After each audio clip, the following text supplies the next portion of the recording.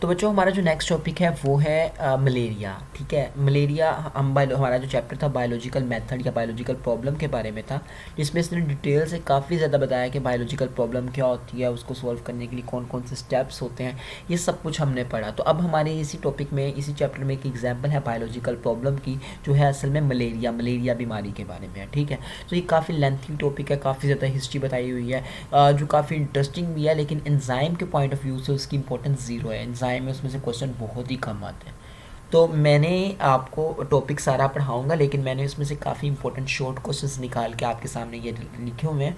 तो मैं आपको ये अलग से पढ़ा रहा हूँ, ताकि अगर आप पूरा टॉपिक नहीं करना चाहते तो आप सिर्फ यही चीज़ें कर लेंगे, तो आपके एग्ज़ाम के पॉइंट ऑफ व्यू से आप इसको क्लियर कर सकते हैं। तो मलेरिया के बारे में जो इंपॉर्टेंट चीज़ें जो एग्ज़ाम के पॉइंट ऑफ व्यू से हैं, तो कुछ शॉर्ट क्वेश्चन और कुछ MCQs हैं, तो हम उनको डिस्कस कर लेते हैं। पहला शॉर्ट क्वेश्चन है, give an example of the recognition of biological problem. Biological problem की एक एग्जांपल बताएं। तो इसका आंसर सिंपल है कि मलेरिया हमारे पास एक एग्जांपल है रिकॉग्निशन ऑफ बायोलॉजिकल प्रॉब्लम की। ठीक है, और सेकंड क्वेश्चन है हमारा सेकंड क्वेश्चन है, define incubation period. Incubation period क्या होता है, इंक्यूबेशन पीरियड की तारीफ करें। अब इंक्यूबेशन पीरियड क्या होता है, जब कोई भी जरासीम हमारे बॉडी में एंटर होता है ना, जो भी बीमारी फैलाने वाला जानदार होता है उसको पैरासाइट बोला जाता है, हमारे बॉडी में एंटर होता है, फ़ौरन ही हम बीमार नहीं हो जाते, थोड़ा टाइम लगता है बीमार होने में। ठीक है, ऐसा नहीं होता कि आज जरासीम एंटर हुआ है तो 2 मिनट बाद में जब मैं बीमार हो जाऊंगा, ऐसा नहीं होता।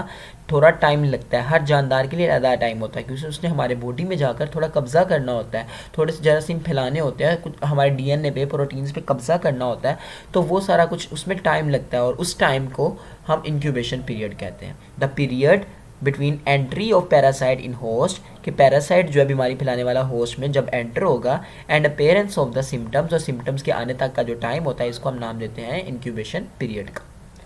Next question is, right down observation of AFA king about malaria. Malaria के बारे में AFA किंग ने क्या ऑब्जर्वेशंस किए थे। AFA किंग एक साइंसदान था जिसने मलेरिया पे काफ़ी ज़्यादा स्टडी की थी, और उसने काफ़ी ज़्यादा ऑब्जर्वेशन किए थे। तो क्या ऑब्जर्वेशन किए थे, इन 1883 में अ फिजिशियन AFA किंग, उसने 20 ऑब्जर्वेशन किए थे मलेरिया के बारे में। उसमें से कुछ ऑब्जर्वेशन क्या है। पहला ऑब्जर्वेशन ये है कि वो लोग जो कि आउटडोर बाहर सहन में सोते हैं उनको ज़्यादा मलेरिया होता है, जबकि वो लोग जो कि अंदर कमरों में सोते हैं उनको मलेरिया कम होता है। तो ये इसने पहला ऑब्जर्वेशन किया था। दूसरा ऑब्जर्वेशन ये था कि वो लोग जो कि मच्छरों की नेट्स लगा के सोते हैं, फाइन नेट्स लगा के सोते हैं, उनको मलेरिया कम होता है, जबकि वो लोग जो कि नेट्स लगा के नहीं सोते हैं उनको मलेरिया ज़्यादा होता है। द थर्ड वन इज़, वो लोग जो कि स्मोकी फायर्स, आग के करीब सोते हैं, उनको मलेरिया नहीं होता। तो ये 3 ऑब्जर्वेशन थे जो कि हमारे पास AFA किंग ने किए थे, और ये आपने याद रखने हैं, बहुत इंपॉर्टेंट शॉर्ट क्वेश्चन है ये।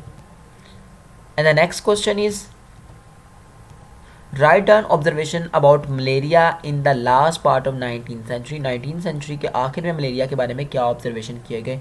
तो उस वक्त मलेरिया के बारे में जो ऑब्जर्वेशन किए गए उनके बारे में कुछ ऑब्जर्वेशन भी यहाँ पर लिखे हुए हैं। पहला ऑब्जर्वेशन ये है कि मलेरिया और मार्शी एरियाज़ का कोई ना कोई इन्वायरमेंट है। उस टाइम पे देखा गया कि वो लोग जो मार्शी एरियाज़ के करीब रहते थे, मार्शी एरियाज उन इलाकों को, गंदे पानी वाले इलाकों कहा जाता है, उन लोगों को मलेरिया ज़्यादा होता था जो उनके करीब रहा करते थे। तो इससे पता चला कि मलेरिया और मार्शी एरियाज़ का आपस में कोई ना कोई ताल्लुक है।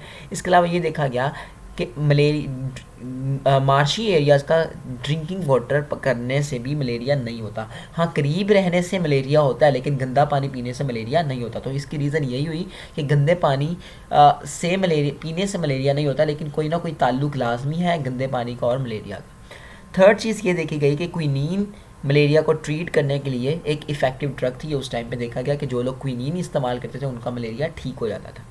उसके बाद ये देखा गया जो मलेरिया के पेशेंट्स हैं उनके ब्लड में हमें एक प्लाज्मोडियम नज़र आया था, जब माइक्रोस्कोप में उनको देखा गया। तो ये 4 ऑब्जर्वेशन थे जो 19th सेंचुरी में देखे गए। इसके बाद कुछ MCQs हैं। पहला MCQs है कि इटालियन वर्ड एरिया का क्या मतलब है। एरिया का मतलब एयर होता है। इटालियन वर्ड माला का मतलब बैड होता है। इसके अलावा है कि हमारे पास dash was the only effective remedy for malaria. 17 से 20 सेंचुरी तक क्विनीन को मलेरिया का ट्रीटमेंट के लिए इस्तेमाल किया जाता था। और किस पौधे की बार को इस्तेमाल किया जाता था, नेक्स्ट ऑप्शन है, तो उस पौधे का नाम था quina. The cause of malaria is, malaria की क्या कॉज है, तो वो प्लाज्मोडियम है। The plasmodium is the cause of malaria. This statement is, ये स्टेटमेंट एक हाइपोथेसिस है। अगर ये डिडक्शन होती तो इफ एंड देन को इस्तेमाल किया जाना था। AFA king conducted 20 experiment on malaria, कब किए थे, 1883 में। इन स्पैरोस मलेरिया स्प्रेड्स में कैसे मलेरिया फैलता है? एक मॉस्किटो है जिसका नाम है क्यूलिक्स मॉस्किटो, उसके ज़रिए फैलता है। इस तरह इंसानों में एक मॉस्किटो है जिसका नाम है एनोफिलिस मॉस्किटो, उसके ज़रिए फैलता है। Which was very dangerous disease in past, के अंदर एक डेंजरस डिजीज़ थी जिसका नाम है मलेरिया। तो ये डिफरेंट शॉर्ट क्वेश्चन और MCQs थे मलेरिया से रिलेटेड। उम्मीद है आपके लिए काफ़ी हेल्पफुल होंगे। नेक्स्ट लेक्चर में हम इसको डिटेल से इस टॉपिक को भी पढ़ेंगे। तब तक के लिए अल्लाह हाफिज़।